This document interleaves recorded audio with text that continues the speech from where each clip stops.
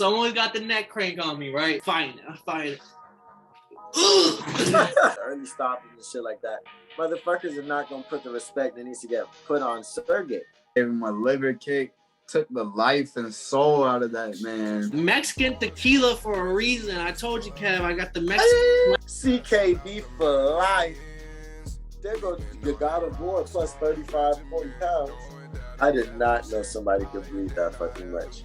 She's like stepping back and literally pivots and punches the fuck out her with her. Amanda Nunes got her fucking belt back. Out the medicines. We've been on that rock star regimen, knowing that I'm heaven sent, higher than I ever been. I got a problem with. What's going on, guys, and welcome to Totally Blitz podcast. And you just stepped into the motherfucking Fight Club. I'm getting my shit poured up because we finna talk UFC 277, Nunes versus Pena, Kai Kara France versus Moreno, Pavlovich versus Lewis, and much more on the main card. But before we jump into that, do us a favor, like this video, do yourself a favor, subscribe to the channel. You don't know how much that means to us. But let's get into it. I'm Paul Pickawin Contra, and as you know, don't mess with Texas. Oh, yeah, Texas shot. I'm what came prepared. Hey, bro, I fuck with Texas. I ain't never been, but I fuck with Texas. They say everything's bigger in Texas. Alexis Texas is from Texas. Hey, man, it's your boy Lil KK, a.k.a. the Don PYE, a.k.a. that motherfucker on the screen, man. And we in this bitch talking that big boxing, big fade and shit real quick. What's going on, boys? Prime time mark, man. I don't got a shot, but hey, Paul, I got you with the bits, man. I got you with the bits. You don't want to see that speed. They don't want to see those. They don't want to see those. That boy got his super juice in. Yeah, bro. That's how UFC's 277 had all this feeling, bro. Me and Kev called it. Marcus wasn't there for the picks episode, but we were saying this was a highly underrated card, bro. Like, people want to talk all this shit. We popped our own jokes throughout the pod ourselves. We had some fun with it, but we both recognized like this had the making to be something nice, and it definitely did that. Niggas be talking all that shit. The niggas be talking all that shit on my Conor McGregor shit. My motherfucking, then they be quiet when they see it's a spectacle. But damn. Hey, shit went down this motherfucking card from the fact that my dog Pena, she tougher than a $2 steak diet. He tough. Motherfucking my dog Kai getting his liver sent to hell. Motherfucking some broken ankles, early stoppages, controversy. Like, what the fuck? UFC 277. And guess what? It always goes down to Texas, the Lone Star State, man. So where are we starting at, man? Because this card was that shit, Paul. Well, shit, we got to start. So there were 7 finishes on this card, which a lot of people were talking about. So 7 finishes, 4 of them came on the main card. So if you tapped in only for the main card, you got some good fades. But let's talk Megomed Ankieliev getting the TKO win over Anthony Smith. I mean, the fight, it was interesting for a little bit, but come post that first round, I'm not going to say Ankieliev was getting beat. Ankieliev was kind of winning those exchanges. He is a great kickboxing kind of style. But come post first round, Anthony Smith immediately shot for a takedown, didn't work, didn't give up on it, pulled guard, let Ankieliev get on top of him, and just didn't really show much. And people started noting, like, is his leg fucked up? Is something wrong with his ankle?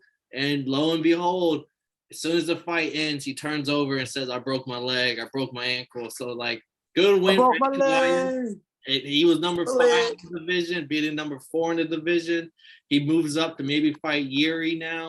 Maybe he fights Jan. Maybe he fights Glover. Who knows? But he's in that mix now as that title contender. But, I mean, we can't really judge this fight. Let's be real. Homeboy Anthony Smith broke his ankle. So, look, in life, I would usually, that's what makes the most sense. Like, when you do math, that's what makes the most sense, right? But what I've learned in my MMA journey so far is that MMA math doesn't exist. So, like, it's not a real thing. It's not a real thing. Like, there's no such thing as MMA math. There's not a formula to get a solution to figure shit out. So, like, I look at that fight like Anthony Smith is one tough ass motherfucker. Like, it takes a lot to just sit down and wait to the end and be like, yeah, bro, my legs broken. But like, I wasn't finna quit. Y'all niggas tripping. Like, that shit is crazy. I'm like, this shit is insane. I know how it feels. Like, I remember at the national championship, motherfucker, I broke my thumb in the first match. And then motherfucking lost 8 more matches after that. But motherfucking, and I went to the motherfucking nurse, like, hey, y'all, I think there's something wrong with my thumb. And she looked at this shit and almost passed out. Like, motherfucking, this shit's fucking huge and purple. So, like, it takes a tough ass motherfucker to fight in a professional fight and continue going, even though you know your shit is broken. So, like, it's tough to judge it. It's tough to judge it. And it's crazy that it gets counted as a knockout, because when you look back, you're not going to be like, oh, his leg broke. That's how the knockout came back. It's just going to say, you're just going to think like, okay, TKO. So, like, it's tough, but like, you got to respect it, but like, and let him continue on. Let's just see him fight better talent and see if he can continue to look as good and as comfortable.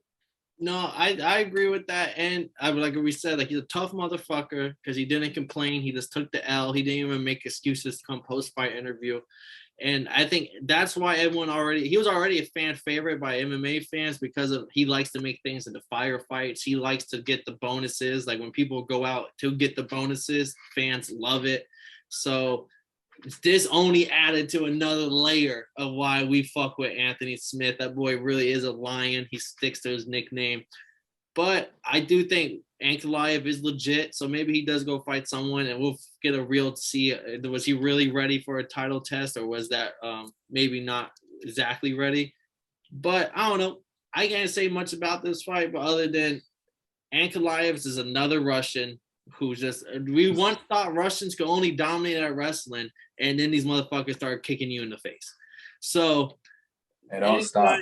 He's part of this new generation that's just kicking you in the face. And then we saw Anthony Smith with a broken leg, ankle, whatever happened with the injury. He shot a takedown, and he's great with the jiu-jitsu. He's great with all the takedown.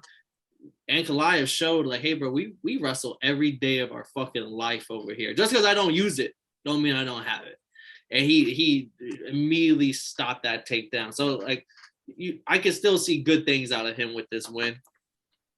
And that's no count. The Russian boys do be wrestling like a motherfucker. Because even in the Olympics, some niggas just crazy. Nah. And then but then on to our next fight, which we did, I did kind of tell some people, like, this low-key may be a fight of the night with these little boys at 125 or 135. This is a little weight class at flyweight. Boys. Pantoja versus Perez. Pantoja gets the neck crank within a minute and a half. I'm not gonna lie, bro. First 5 seconds, Pantoja and Perez meet in the middle. Just run to the middle, bang it out. After 8 or 6 shots are exchanged, immediately Pantoja shoots a takedown, gets the takedown. As he's trying to get back up, he wraps around the back and he gets the back, and he's chilling on the back as Perez is standing there, like, trying to fight off the hand. And then eventually he gets that standing crank. I watched this one. This one was crazy, look. I was like, damn, I wasn't expecting it to go like that. A standing neck crank. Oh my god. But like, they was holding him. He was like giving him a piggyback ride while getting choked out. Like a fucking weirdo. Like, get on your knees at least. He's giving him a piggyback ride, getting choked out. I've been I don't know. I mean, I've never had a BJJ class, never had a wrestling class. Maybe Kev, let me know. Is my form wrong? Okay. Someone got the neck crank on me, right? They're on my back. I'm fighting. Is that not gonna work? All right. You know what's crazy? I was thinking that when he said that it was stand, I was like, in common sense would tell you to just jump on his back and hope you can take the wind out of him. But because this is MMA, not wrestling, or like he still has control. So as long as you better knock the fucking wind out of him or break his. You better like jump off your feet and land slap on your back. You better do some WWE shit and climb to the top of the octagon and jump back, like, because this neck crank is still gonna be cranking if you don't really take some air out this motherfucker. And you lost all your leverage. And what if the crank only gets stronger with the slam? He like breaks your windpipe with it. Yeah, that could happen too, man. But hey, that is also an option, because you could have done that first before tapping. You could at least try. That's what I'm doing. Like, either way, you're gonna probably tap. Before I hit that, I'm hitting the flying back slam as I pass. You never know. You might get out that shit. I just feel like there's highlights of somebody doing that. I just feel like it's some real shit. Like, somewhere on the regional circuit, there's people that are trying what I'm saying and end up only getting submitted worse. Not, and the worst part is I've seen that happen at a wrestling match. It was a weekend duel meet. And these niggas was my dog was riding, bro. Like he had dog, because in wrestling there is no riding time. So he just had bro on control, but niggas stood the fuck up. And these are some big motherfuckers. Like they're like 170s. That's big in high school. So motherfucking, not really, but that's pretty big. So motherfucking, he just immediately just jumps back and boom. And obviously that's immediate disqualification in high school wrestling and folk style wrestling. But it was like, I looked at that shit and my dog sold that bitch so cool. He was, how dare you? I'm dying. Like my dog was, and then turned into a soccer player. Nigga got back to the back. Damn, sneak this. He was like, "Yeah, I'm straight." He said, "Yeah, I'm straight." That shit stung for a second. But the neck crank was fine. Pantoja showed, I think, with the little split second stand and bang they did, I think Pantoja got the better hits.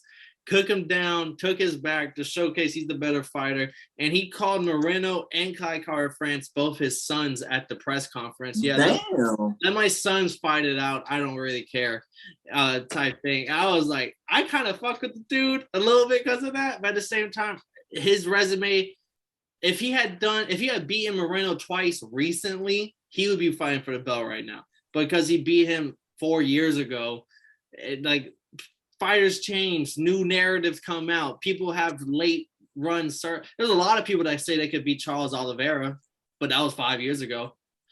Like those same people, we can't say the same thing right now in the current run he's on. So like I understand why Pantoja's not fighting for the belt, but I want to see my dude, especially how he just dispatched the number 6, number 7 dude in a minute and a half, kind of effortlessly.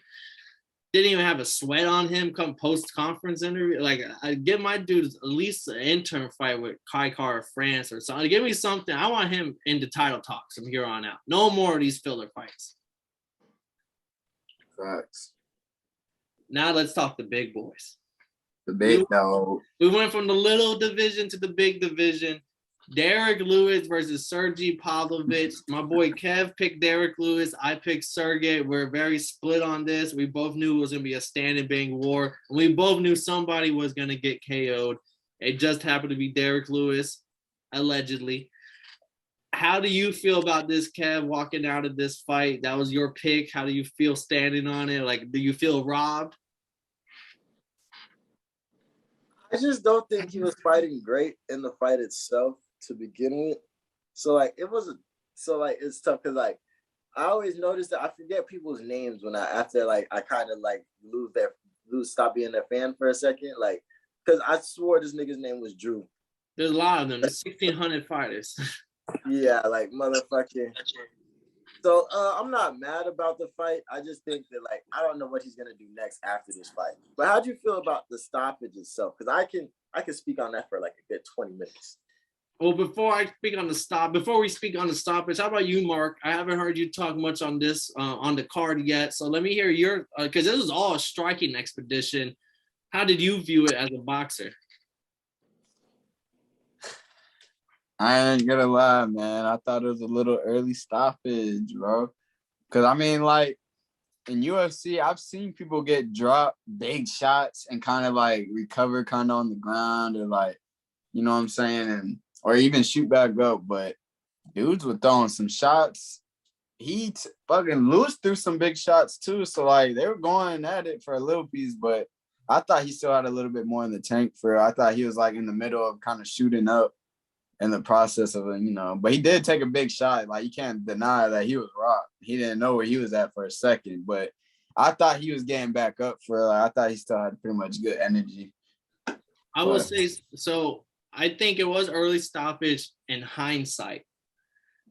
When you look back on it, you have the replay in front of you showing that a lot of like when Sergey was on top of him throwing the ground and pounds, a lot of those shots were not landing. A lot of the uppercuts as Derrick Lewis was trying to come up were not landing. The first shot landed. Like you said, he definitely was wobbled. He definitely got dropped. That's definitely a knockdown. The post effort, but I do think some refs have the ability to see the punches, whereas some refs are reading body language. Yeah. And Derrick Lewis's body language for a good 4 seconds, especially in heavyweight, because like some people like compare other weight classes. You can't do that with heavyweights, because with heavyweights, you can't allow the fight to go on that much longer because these people are throwing like 300 pounds of force behind everything. Those are some shots. Yeah, right. so like you're reading the body language of Derrick Lewis is all covered up. He's not defending himself. He's allowing himself to get hit everywhere. He definitely just got knocked down. So in the moment, I see how this fight got stopped.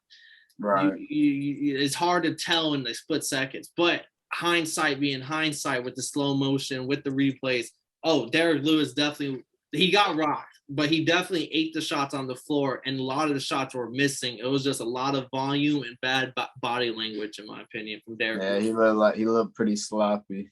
Yeah, especially like how I told Kev, like Derrick Lewis's ways of winning against these new strikers like Tuivasa and Pavlovich, who just came in, is to use your MMA. You have good wrestling. Use a lot. Don't just go into these fights being firefights unless you have one foot out of the door and you're just here for paychecks and you're here for your name and you're here for quick bag. Yeah, like you're still that big dude in heavyweights. You have the most knockouts in UFC history. Like people are gonna draw in to watch you.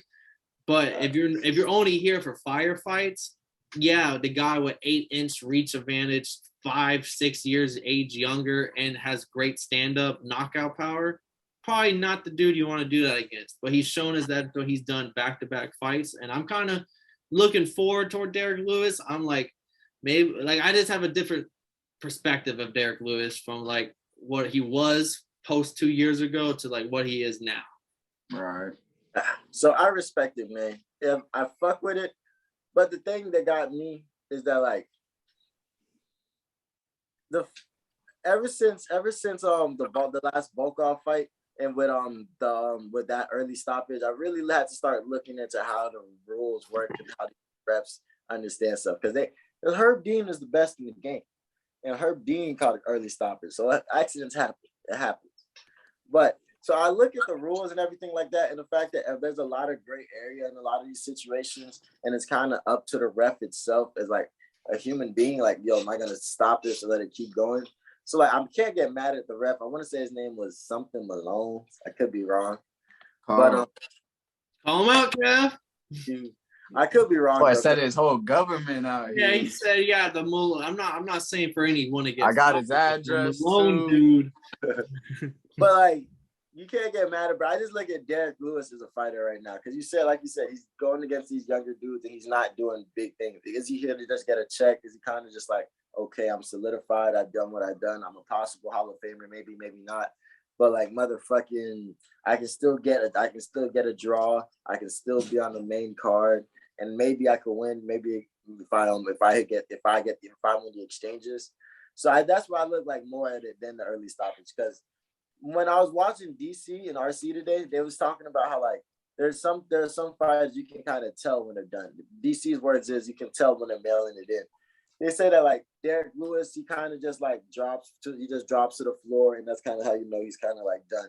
So the ref could also be looking at like who that person is. He might recognize Derrick Lewis's style and stuff like that. That's true. So he might have saw that and been like, oh yeah, that's his sign for I'm out of here. You know, there's been. Oh, my bad, Kev. Nah, say what you got to say. I was saying, especially in heavyweights, because there's like a lot of damage. Like they say, like heavyweights, like anyone could knock out anybody because everyone generates so much force. So like, I believe it. Heavyweights in general, when they get older, that first crack they feel, they're gonna drop just because they don't have the chin at 30 plus years old, 40 plus years old to be able to take that 500. That's when you get hit by a truck almost. If you get clipped good. Mm-hmm. So my biggest thing is what's the next for him? Is like, is he really going to get a camp together and really go out there to win? Because once you lose 3 in a row, I don't know what they can still do with you at that point. You might just be a gatekeeper after that.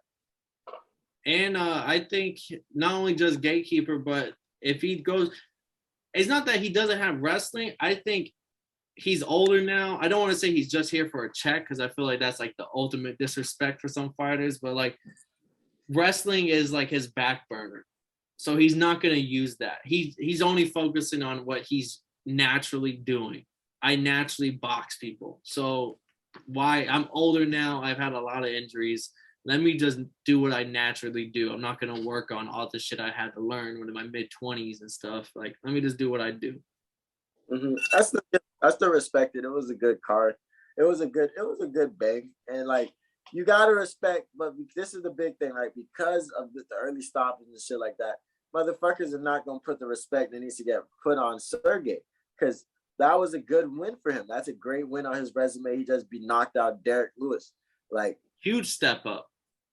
He should only be fighting top 4 and top 5, not top 4. Like, he's only his next fight shot that be against Tuivasa, Gone, Calm Aspinall off an injury, maybe even Chris Dawkins.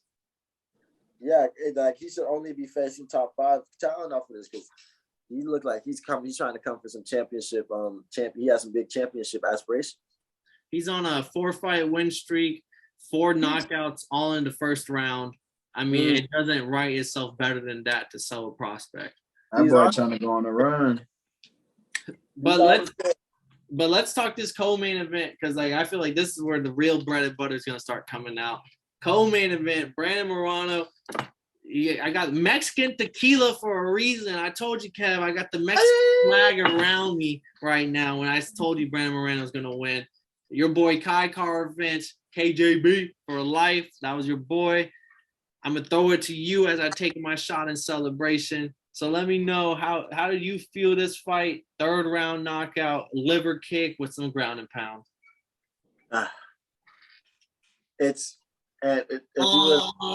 I gargled my shot. I never do that, boy. It's actually CKB for life is the correct way to do it.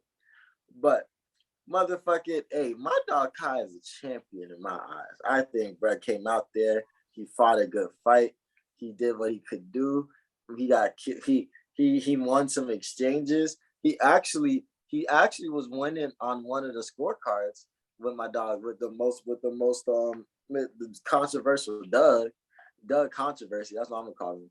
The only person I know worse than Sal, but he was winning on that scorecard. So shout out Chop for being a champ, man. You came out there, you fought well, and you represented CKB like a real nigga supposed to. How about you, Mark? How do you feel about this fight? Because there was a lot. This is all stand-up, basically. Hey, bro. Moreno, bro, is a class. Bro, it's like a classic Mexican fucking liver punch. Like in boxing, when they do the left hook to the body, boy did a left foot to the body. Like, that shit is crazy. Boy gave him a liver kick, took the life and soul out of that man. That's crazy, bro. That's why I be. Them knockouts would be the worst, bro. Like, to get a shot like that in the stomach, man, you don't want to, bro. I'm telling you.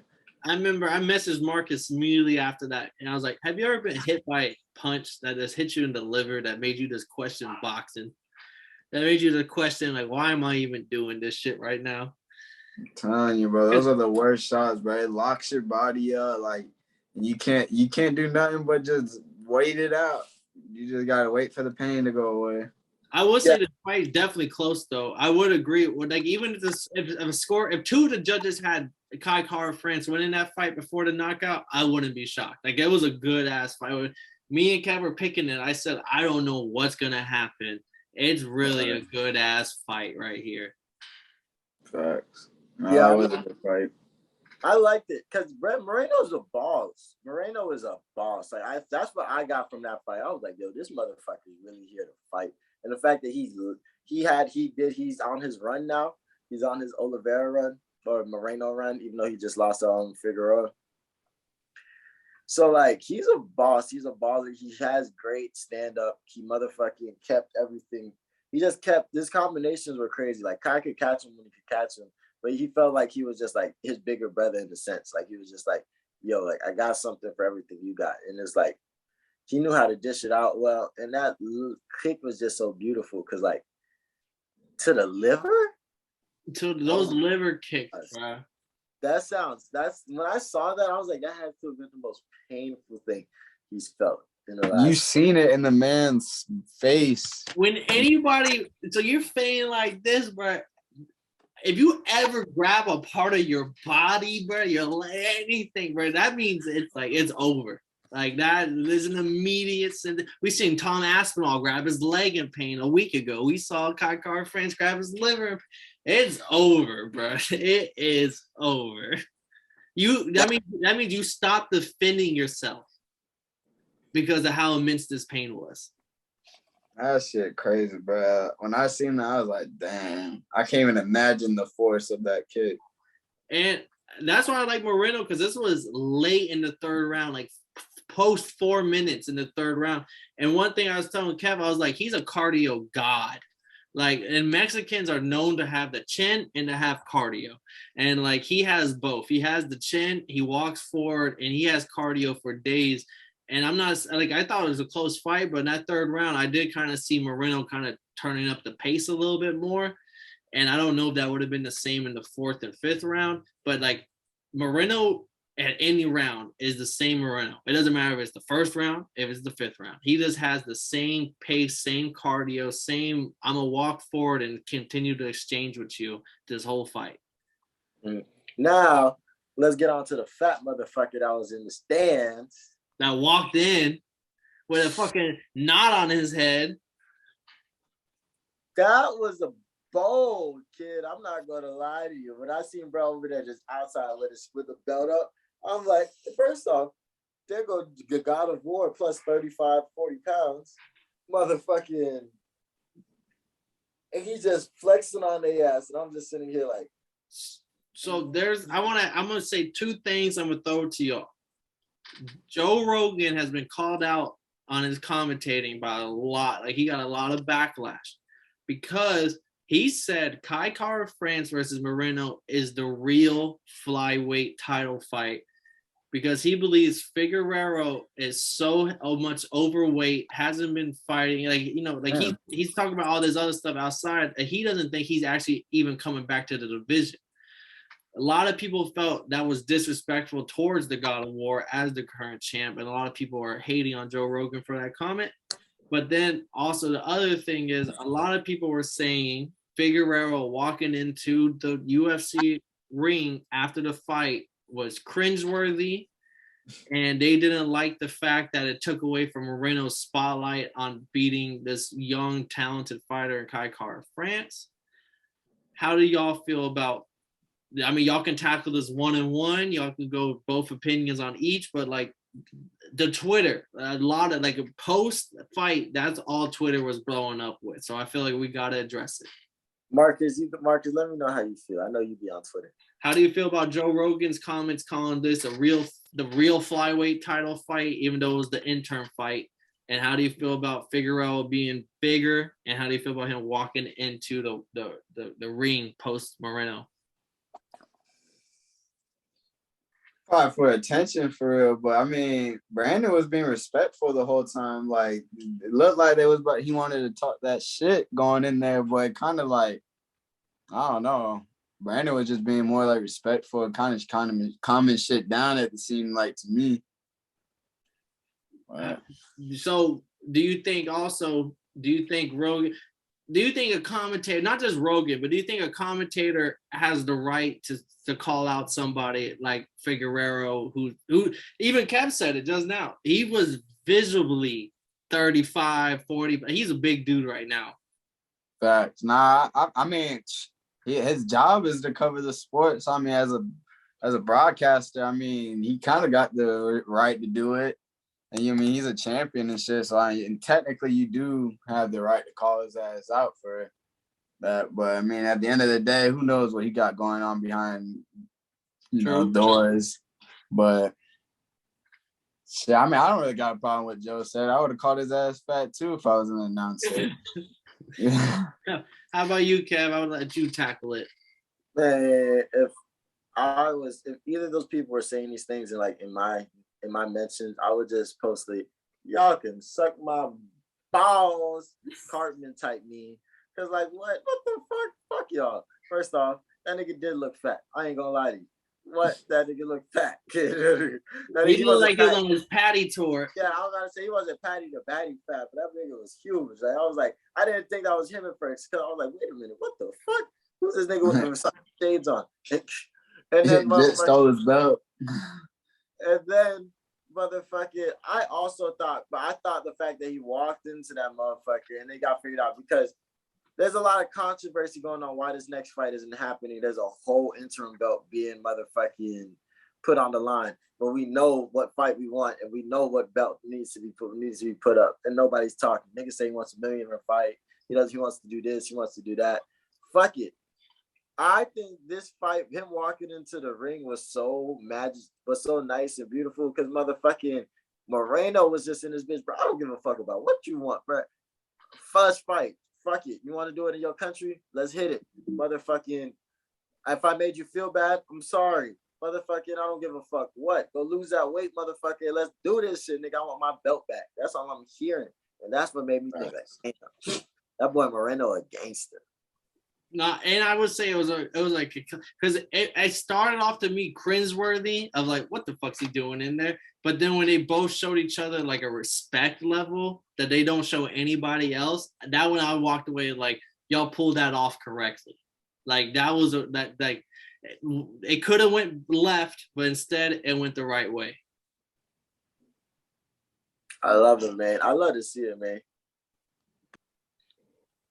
Nah, but like great fight. Moreno got the interim champion. We'll get that God of War versus him quadrilogy, the greatest quadrilogy of all time, without a doubt. So let's get into this main event. We got Juliana Pena versus Amanda Nunes. Amanda Nunes got her fucking belt back. She wasn't playing no shit. In my personal opinion, anybody who thought a trilogy door was still open, that door got shut hard, locked it, put some nails and boards around it. Like that shit is dead. Don't even fucking think about it no more. But this fight was amazing for so many things, but let me know why y'all thought this fight was so great, especially with two females headlining a pay-per-view, which we don't see often. I did not know somebody could bleed that fucking much. That shit was insane. That was crazy. Like the fact that she's over here just spewing out blood, just leaking this shit all over, and just still fighting her fucking ass off. God damn. But nah, Nunes is a fucking monster. She's dominant. She's the best to ever do it, best I've ever seen. And I like her to fuck up. I like her to fuck up some like 11 to 15 motherfuckers. I ain't gonna say no names though. But like I like her to really put some hands on a couple of niggas like at this point because she's a fucking pro. Oh no, facts. I love that. Same weight class too. Like there's a flyweight for men's, and then there's a few flyweight ranked men's. I think she could bust. Bro, I used to get ass whooped by the coach's daughter when freshman year. So like, there's some girls that can out. She used to fuck niggas up. Like there's some girls that can really outdo some niggas. I'm not gonna lie. What about you, Mark? What did you see from this on the stand-up perspective, or just because we didn't get to hear from you from the pick, so we don't even know who you really rode with. But like, what did you? I was going with Pena to win for real, bro. Cause yeah, man. So I was blown, bro. Cause like, first of all, Amanda fucked her whole and Pena's whole fucking game plan up by doing that southpaw shit, bro. They were not prepared for that. Amanda's, dominant right-handed. She an orthodox fighter, and she came out here doing southpaw bullshit, jabbing with the left hand or the right hand, and throwing them right hooks, and it just was landing every single time, bro. Like when I mean every fucking time that bitch was landing, just a check hook, dumbass bitch. She would let Pena come in like this. Yeah, like, and then I thought Pena boxed really good the first fight, with the combination she was throwing. So like, but she didn't really have a best game plan, like stand up wise. Or maybe she just was really thrown off of that southpaw shit because she was not able to do nothing, bro. And there was just some knockdowns where, bro, I'm like, bro, that was some beautiful work, bro. There's one where she's like stepping back and literally pivots and punches the fuck out her with her fucking right hand, like her dominant hand. Like she backing up and then pivots right when she steps in, bro. I'm like, Bro, that's like boxing 101. Like that shit was like top tier, like perfect. The way she dropped her ass instantly. I was like, man, that was some shit for real. But that was a legacy fight, man. I thought she just added more to her goatness. She really the goat. But I just had to hide there, bro. I wish we could put the clip up here, but it's like a certain clip where she's backing up. Boom, that's what I was talking about when I said Pena was coming in like Kobe Covington, head down, running like this, and Nunes was like this, pivoted back, and then poof. And literally, bro. I was like, oh my, and like the way she was moving at the same time, stopped, planted her feet, and fired that right hand straight on the fucking button. That leads me into, because we're gonna talk about this, and I know Kev has a lot to say. 43-50 round, but my boy Sal, most corrupt judge in UFC, I think, ever. Sally. That boy, 43-50. There's ever only been 3 43-50s ever given out in UFC history, and this being one of them. So this is now the third one in history. So how did you feel about that judge? And but I will say personally, because what me and Marcus just spoke about, there was multiple times and multiple rounds where shit like that was happening. And then instead of jumping on her, Nunes said, get back up. I'm going to beat your ass when you get back up. I think there are multiple rounds where I can give it 10-8. I do. I agree with Sal. Let me know if I'm wrong, Kev. So I'm not going to lie. You are wrong. But it's because Sal actually gave them a 44-50. He wasn't the 43? It was Doug Corrupt. Remember, I brought Doug Corrupt during the co-main event. Doug Corrupt gave the 43-50 on the second and the fifth round. I say the second round was a 10-8, definitely. No cap. That was a bad round. But come on, man. The fifth, she was fighting. She was doing what she could do. That nigga Doug Corrupt is different. I'll just think about it. But when I look at this shit, I just look like it because I watched the Ultimate Fighter the whole season. So I was like, I saw how Pena talked to her fighters and stuff like that, how she picked teams and everything, how strategic she was. You know what I'm saying? So Pena got my heart. But Amanda Nunes has my lunch money. You feel me? Like, motherfucker. Put you against the wall. Upside down. Lunch money, punk. Because she knew I kept it in my socks, so she put me upside down and shook that motherfucker out. She was excited. Gave you a wet willy after. I'm telling you. I'll see her tomorrow morning, same time as usual. I'm blown. No, but Amanda Nunes is the GOAT. I mean, she beat Valentina Shevchenko twice, and that's my personal GOAT, even though Shevchenko's 2 weight classes below. But Nunes, I think she could beat the men. And like, if I say that about somebody, like, she truly is the GOAT. Pena did her thing. Pena showed heart. The same respect I'm giving Anthony Smith for not quitting on his broken ankle, broken leg, whatever, I'm going to give the same respect to Pena, because there was multiple times where there was plenty of fighters where past fighters talk about this all the time, but like, they gave up. They knew they weren't winning that fight, and instead of taking additional damage, they tapped. They allowed their neck to be taken on a rear naked choke, and they tapped on it. They like shit like that. And so for her to bleed as much as she bled, I thought her last name was Diaz, like Nick and Nate and them boys. She was bleeding all over that fucking thing, and she never tapped. She never gave up. She got back up, and she still walked forward. So I give her my respect. But for God's sake, do not make a trilogy. Don't do that to her again. No cap. I don't want to see that fight again. But shout out Pena. She went on a crazy run, got that championship, held it down for a long time, went to the Ultimate Fighter. She did a thing. She's still a fucking legend in my books. She grew her fan base she took the little bit she had and grew it. So I give her that. Not every fighter can become champion. She at least did that. But damn, Amanda Nunes. There's no such. She's the cheat code. There's no game plan against her. It's like, yo, that's the big bully. Like, that's the bully that's taking everybody. He's the big bully. Facts. But that was the whole UFC 277. We'll get to see Nunes defend her belt. We'll get to see Brandon Moreno versus God of War. We'll see Sergey maybe take on better competition. Megomed Ankieliev has put his name in title contention. And Pantoja let you know that he's the father of Kai Kara France and Brandon Moreno. So take that what it's worth. But that was UFC 277. I'm Paul Pickin Winham Concha. I was joined with Kev, Waterboy Savoy, Higher Than a Kite, and Marcus PT Primetime Penley, the boxing guru himself. And if you didn't know, now you know, motherfuckers. Got a problem with being problematic. Get the light beam on me, ready for electrostatic. Don't you step into this box if you're not batting. Then my gang got tools, you could go